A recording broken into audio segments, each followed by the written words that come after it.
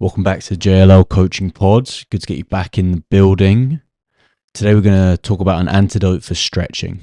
Now, I've just put that as a title to trigger you. I hope you're triggered because my overarching goal here is to open the conversation and to get people thinking about what is really happening when we're doing something in the gym or at home or whatever, some kind of physical movement, and what's really happening to our body as we go through that.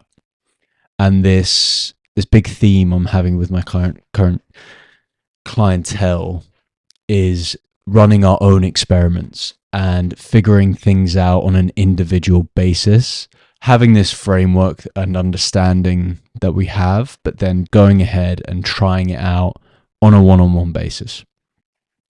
For example, we've got the scientific literature. It's great. It tells us a story. It gives us a guide. It gives us a framework, but it gives us averages. It gives us probabilities. And that's great. Like, that means we can make better educated decisions, but we still need to run the experiment and have our own KPIs over time to see which kind of outcomes we are getting, both subjective and objective. Now, I'm using the lens of stretching to attack this topic because I think generally stretching is like, oh, you have to stretch. Stretching is good for you. If you can't touch your toes, you are a stiff motherfucker and your life should end. It's a bit extreme. But you get the idea. Like, so societally and culturally, everyone loves like a flexible bean. Gymnasts just must be the healthiest people in the world. The prima ballerinas who can just do unbelievably crazy positions with their body. That must be healthy. That is exceptional. That is like the pinnacle of being. But that kind of muscle stretching and the outcomes of what's really happening in the body, my mind has been changed on that recently. So I wanted to dive into it. And I don't really prescribe stretching to any of my clients. And that's because I don't think stretching helps your mobility. I think it can be used to increase muscle mass. I think what stretching actually does. But so the perception of stretching is you do some stretching, you're going to get your muscles longer, you're going to be able to reach into a deeper range of motion. And I agree with that. You stretch, you will be able to get into positions that are new, 100%. But with regards to what's going on in your body physiologically, it's a different story, because that stretching causes a few things to happen. One of them is tension in the muscle tissues. When you are stretching, you are causing tension in the muscle tissues. There is a bunch of evidence to back this up. Mainly, people get hypertrophied from stretching. And what's the hypothesized leading cause of hypertrophy? It's mechanical tension on the muscles over time to a greater and greater load. So that tells us a couple things. When you stretch, you're putting mechanical load on your tissues, and that can lead to hypertrophy. If it does lead to hypertrophy, you probably haven't been hypertrophied much if you're doing unloaded stretching. But that also tells us another thing. So when a muscle is turned on, when the muscle fibers are recruited, the motor units are recruited, and we're creating that tension within a tissue, it generally pulls the two attachment sites closer together. So when a muscle concentrically orients or contracts, the two attachment sites move closer together. Now wait a minute. If we're stretching and we're getting into a new position, we're touching our toes, and we have this sensation, and we're building muscle, but we're getting more flexible. Now, what's going on here? If a muscle is concentrically orientating, which means the two attachment sites or the many attachment sites are coming towards each other. It's getting shorter as a tissue, but we are going further into a position. I thought stretching was lengthening the muscles. Are we lengthening the muscles, or are we shortening the things that they're attached to, relative to? Now that's a different perspective. And that's something that I have grown to believe. And it's actually supported in the literature, which is great. Bones are pictured to be this rigid, hard thing that you can't move and you can't bend, but that's far from the truth. Loads of studies that are beginning to emerge to support this.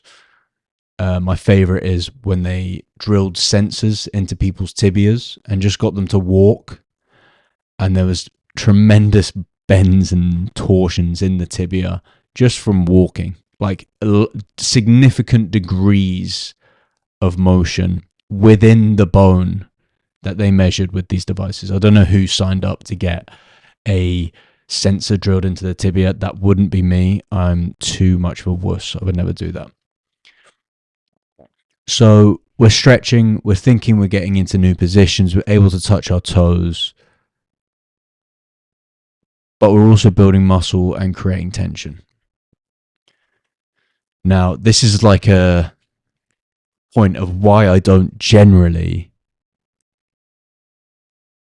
give my clients or myself stretching. Now, if the outcome that I'm getting from stretching is hypertrophy, I'd rather do a exercise that's a little bit more set up for hypertrophy in the long term than just stretching. I mean, just bodyweight stretching. Naturally, with some of my clients who are interested in hypertrophy, building muscle and getting stronger, we will do exercises that shorten and lengthen a muscle.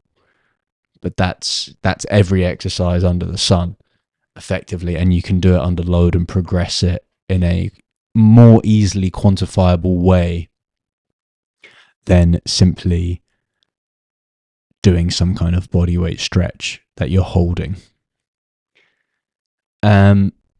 So there's a couple of topics. So yeah, you're going to build muscle. That's one thing that you're going to get from stretching, but there are better ways to do that with regards to monitoring and pulling out KPIs and data to improve over time, because the magnitude of load from a bodyweight stretch is hard to quantify relative to, say, a exercise where you've got a kilogram load, a set number of reps, and it's a lot easier to track that rather than holding a stretch for a longer and longer and longer period of time. We have this sensation when we stretch as well. That sensation comes mainly from, comes from receptors, but mainly comes from receptors in the tendons. So as we stretch, the tendons start to say, excuse me, mate, what are you doing? This muscle is under a lot of tension, and now this tendon is under a lot of tension. Is that what you really want? Over time, you're potentially going to change the position of the bone. You're going to change the shape of the bone. And why might that be an issue? When we're doing any activity, as I've discussed on other podcasts, energy travels up into our system and energy travels out of our system. Depending on if energy travels in waves, that's where we're currently at with our understanding of physics.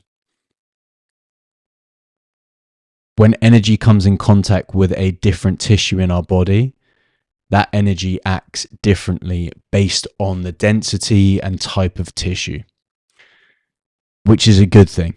So when you're running, you probably don't want a lot of energy cracking into your brain. But you do want potential energy to come into your body and kinetic energy to leave your body. That helps you propel through space. If you had to create all the energy yourself, it would be absolutely exhausting. With full relative motions, and what I mean by that is it means joints can move independently from one another. They can move in opposite directions. That theoretically enables energy to travel up into our body in a way that is more efficient. Now, along that, energy will travel through tissues, different type of energy, different frequency will travel through muscle tissues at a different rate, and it will travel through bony tissues through a different rate. Once you lose relative motions, it doesn't have the same opportunity to pass through a joint, as with relative motions, joints can move in opposition from each other, and there'll be a certain amount of space for that energy to travel through. Over time, due to constraints, potentially due to stretching, we change the position of the bones, we change the shape of a bone, and that can influence how it connects and joins to its neighboring bones. Say you pull or stretch the bejesus, absolute bejesus, out of your VM muscle, this big quadricep muscle on the inside of your thigh. You stretch that so it's incredibly long. Over time, you hypertrophy it, and you pull the two attachment sites together. They're on the inside of that femur. So imagine what could happen to that femur. It could effectively, if you were to have a bow from a bow and arrow, and say the femur is the bow, and the VM is the string. If you pull that string, what happens to the bow? It starts to bend.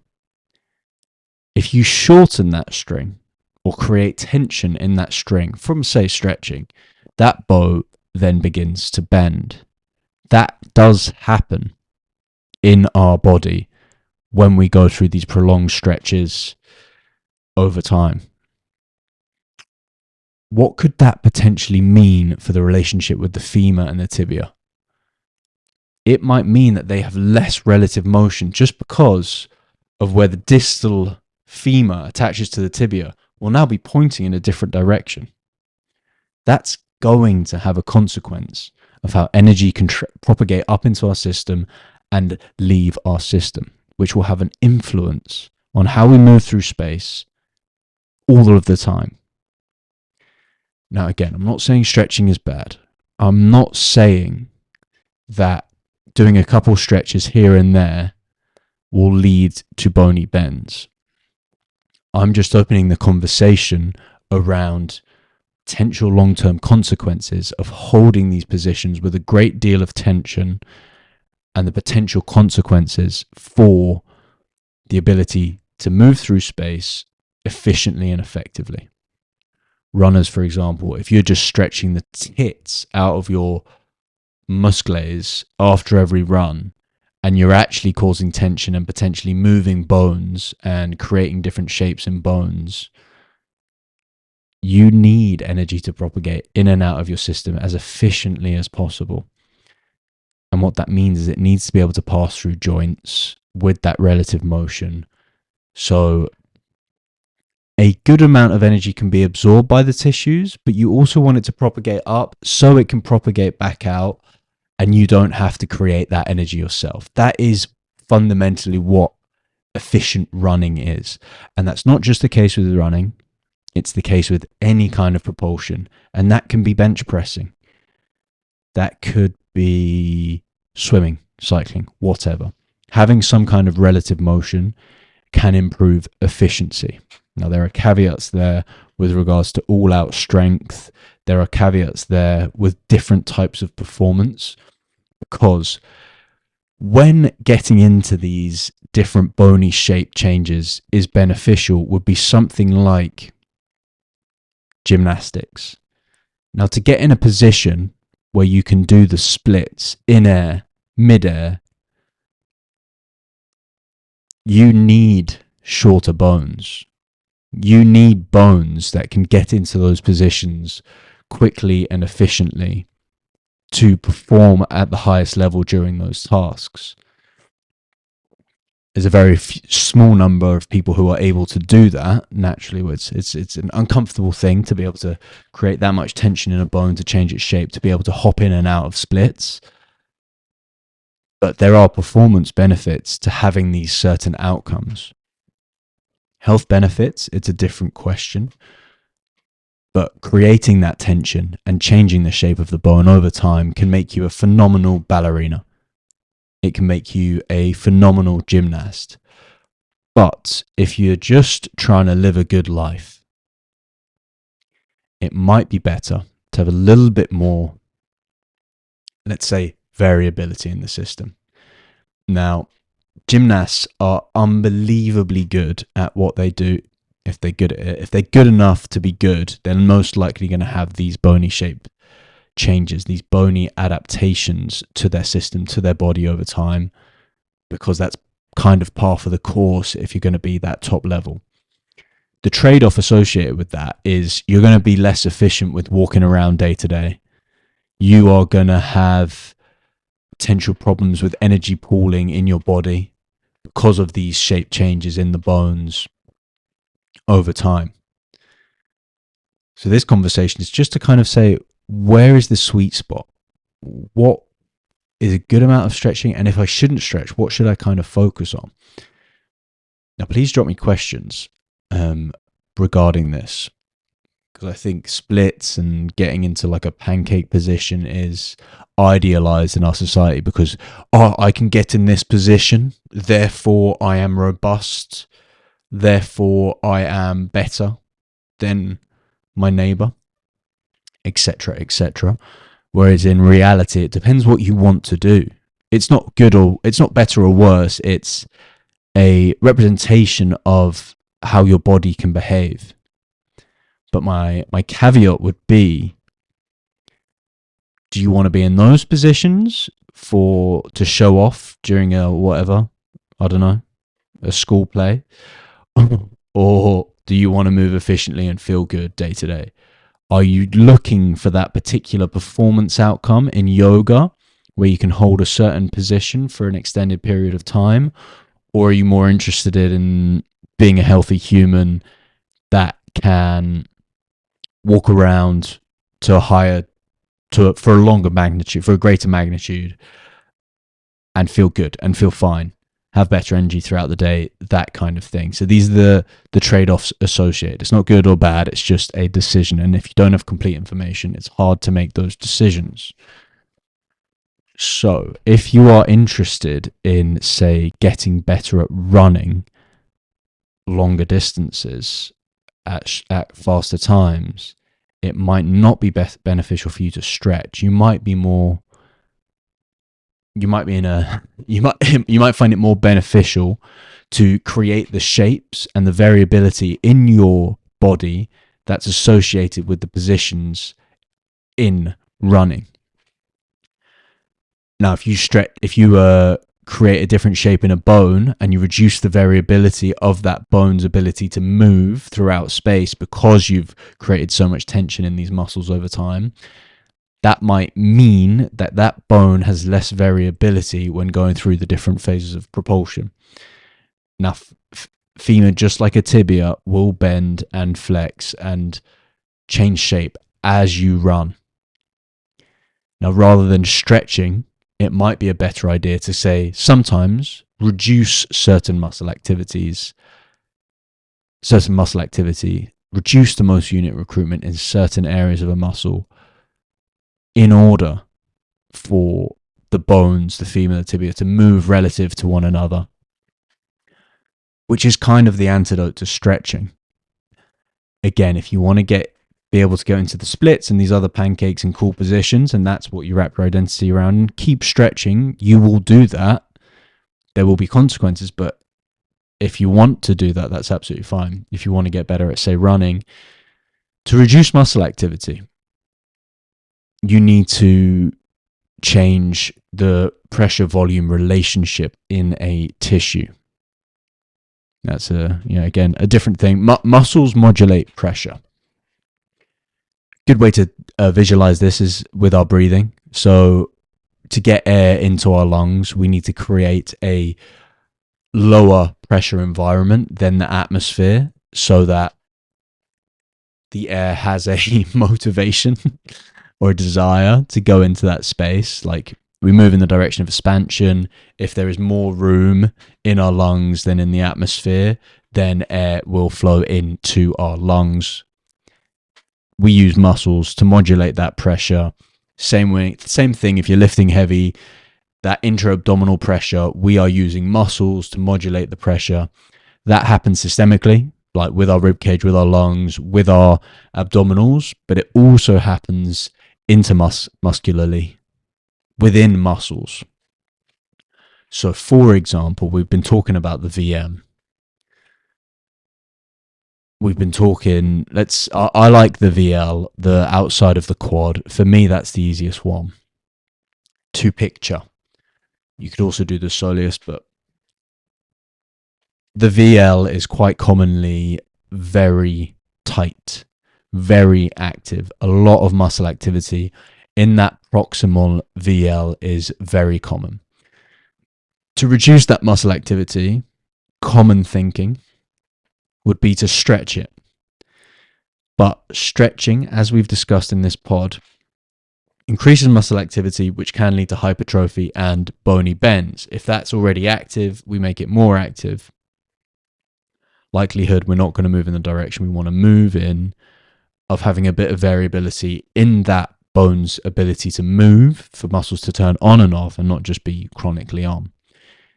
If let's just say the distal aspect of that VL, the aspect closer to the knee, is constantly on, we can create some pressure at the proximal aspect nearer the hip and drive volume towards the knee, and that can modulate the pressure and reduce the muscle activity.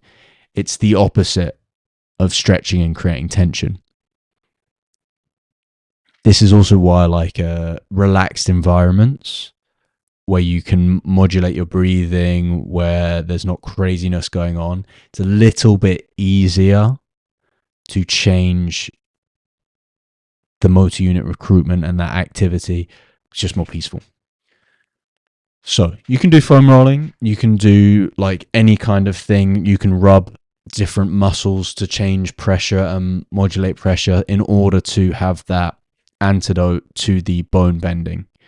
Bone bending is caused by a lot of muscle activity. We want to reduce that muscle activity in order to change the shapes of the bones back to a shape that enables energy to propagate in and out of our system more efficiently, as opposed to bone on bone and energy not being able to propagate. We have to work harder to move through space, even though we can hold these cool positions. Those are the trade-offs associated with stretching, and a little bit of an antidote to improve that relationship of bone position and variability within our skeleton. A little podcast discussing stretching. Please let me know if you've got questions. I would love to hear them. There's probably a bunch of stuff that I want to be questioned about in here.